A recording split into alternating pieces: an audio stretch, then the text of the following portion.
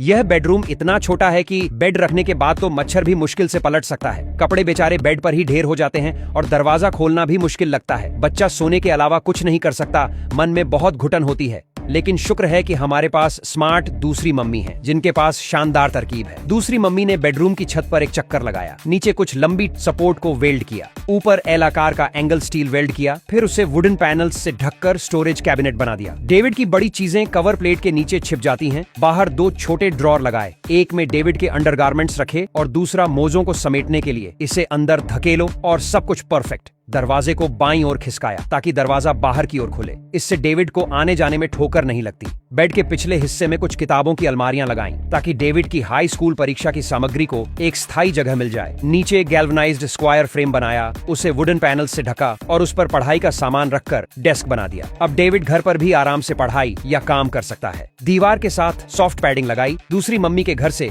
एक नरम गद्दा लाकर बेड बना दिया। डेविड उस पर कूदकर खुशी से नाचने लगा, लेकिन बेड जरा भी नहीं हिला। पर्दों को इस तरह लगाया कि जगह बचे और कोने में छत तक ऊंची अलमारी बनाई। डेविड के रोजमर्रा के कपड़े अब व्यवस्थित ढंग से टांगने की जगह पा गए। चारों कोनों में एक सेट हैंगिंग कैबिनेट बनाया, जिसमें डेविड की 8वीं कक्षा की किताबें आसानी से समा गईं। कुछ तिरछी शेल्फ जोड़कर डेविड की सोने से पहले की किताबें भी रख दी। बेड के पास एक बेडसाइड टेबल जरूरी था, जिसमें छोटी मोटी चीजों के लिए ड्रॉर हों। स्विच और सॉकेट बेड के सिरहाने लगाए, ऊपर डबल लेयर सीलिंग बॉर्डर लगाया। इस छोटे से बेडरूम को इस तरह डिजाइन करने से कई जरूरतें पूरी हो गईं। इस तरह की प्लानिंग ही सही है।